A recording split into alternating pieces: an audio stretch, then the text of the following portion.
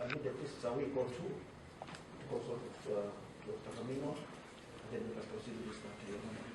Maybe Mr. Nyam. We have not had enough time, Your Honor, to consult. So I need more time, Your Honor. Based on my current position, I've been in custody. Don't cry, don't cry. I can't cry. I'm always emotional, Your Honor. Okay. Compose yourself. I need more time. Yeah. I'm praying for more time. So that I can consult with Dr. Camino and other lawyers so that we can proceed with this matter, Your Honor.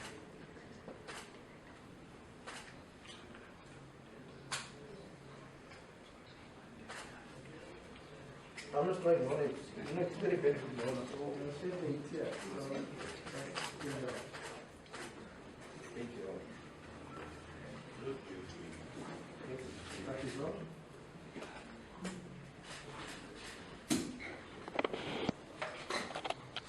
I think that is all for us. Thank you. Let's go to the response. Yes. Yes, Your Honor, with the permission from my learned senior,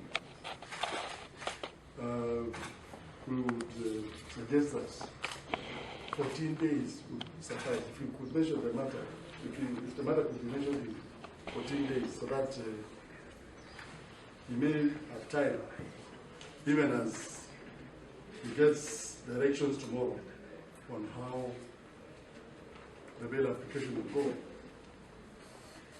To ascertain as to whether in 14 days he'll have had time to sit down,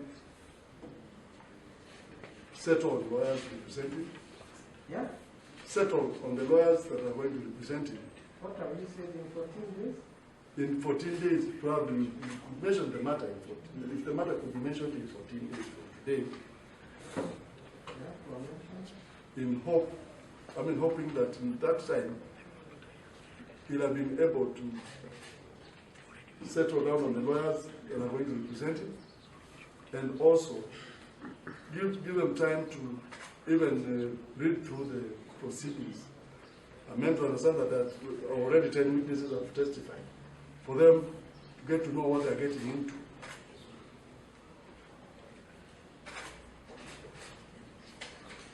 So, Your Honor, 14 days would be good time for us to mention the matter in view of the circumstances that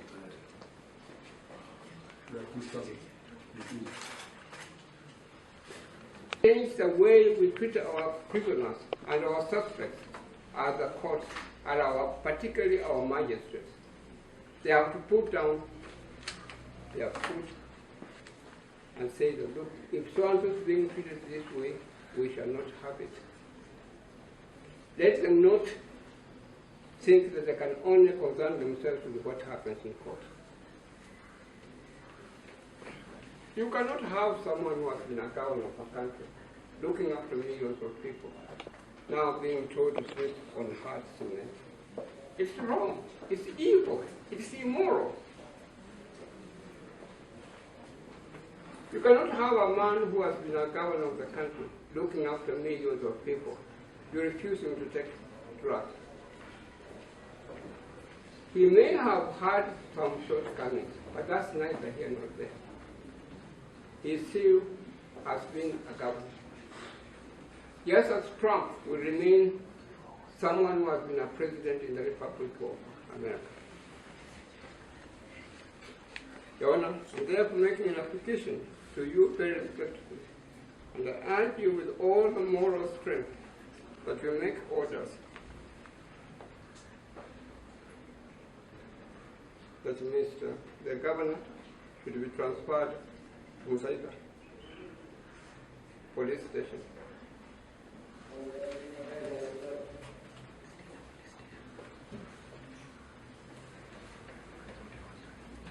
He should live legally. Where he will have the opportunity to take his medicine. We don't want to hear that we are no longer have the governor has died. We want him to continue to be alive until he can reach the age of communion.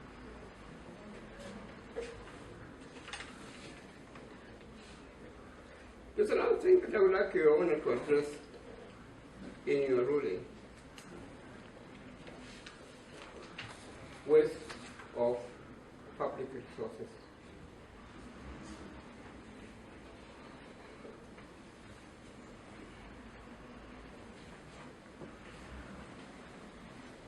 Your Honor, if you're going to arrest Governor Sonko, you need to take 100 police officers to do that. We're a poor country. A very poor country. Majority of our people live under $1 a day. You need to get so many people. As a matter of fact, if you telephone him and tell him, look, are you Governor Sonko? Yes. Meet me at such and such a court at such and such a time. He will come. He will turn up. You need to send 100 people with so many vehicles, making a lot of noise. Chopper and so on. So many vehicles. You have to do that. What kind of country are we?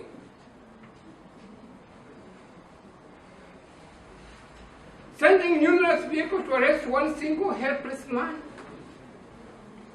Do we need it?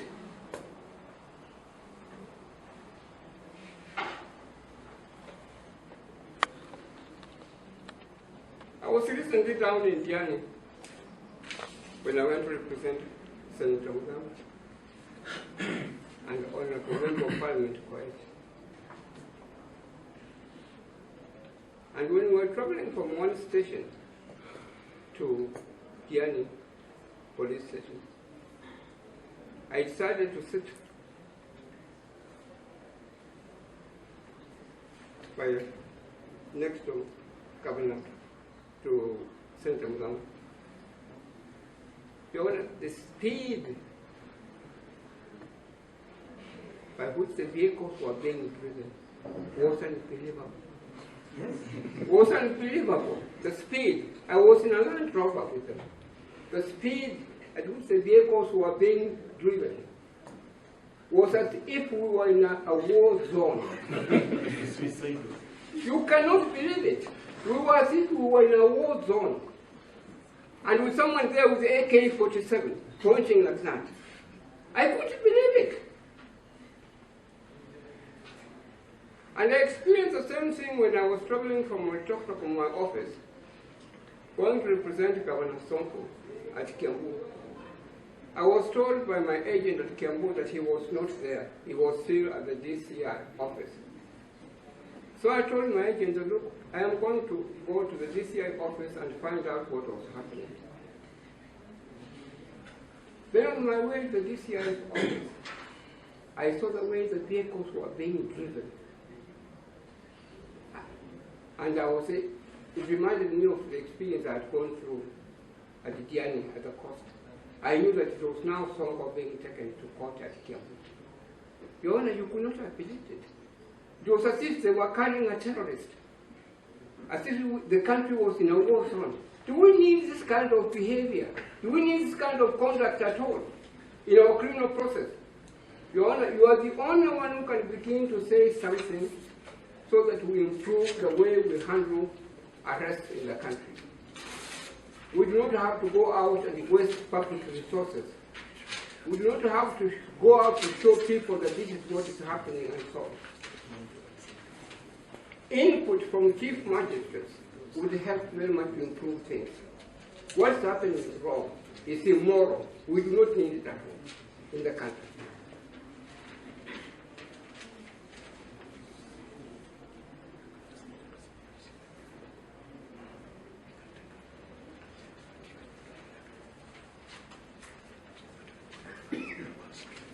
Your Honor, may I say to you last before I sit? Yes. May I say this before I sit down? Our criminal practices, our criminal process, the way we arrest people, will only be improved by chief magistrates taking an active role.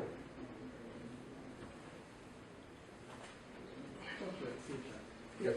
And Your Honor, I refer you to the Chief Justice of India, Bhagwati, who developed the Commonwealth jurisprudence.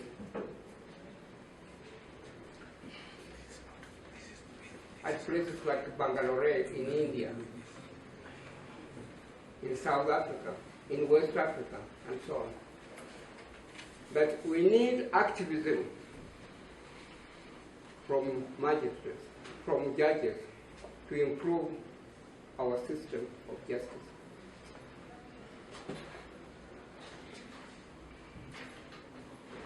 If I may say so with respect, Your Honor, we try to improve it, hence the 2010 Constitution into operation. We suffered for it. We were detained for it. We slept on concrete floors because we now thought that things will improve by getting 2010 Constitution.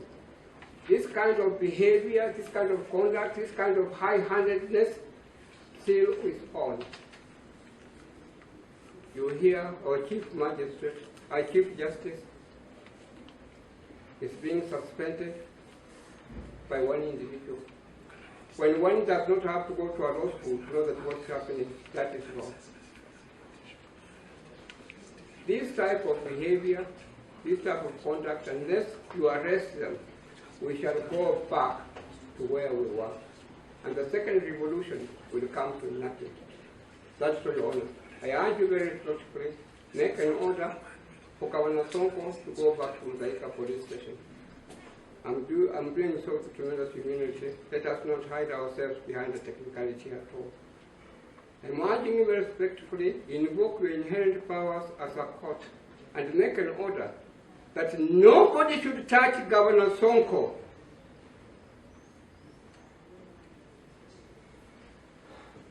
Nobody should arrest him again.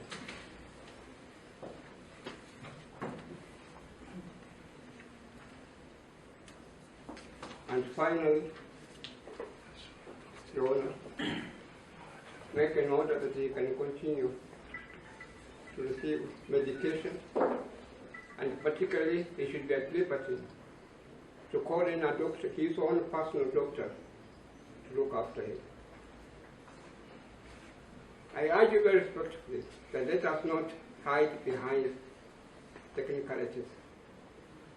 I wish I had carried my books, which have got circulars that have been issued by the Supreme Court of India, which justify and endorse the views that I'm expressing to your honor.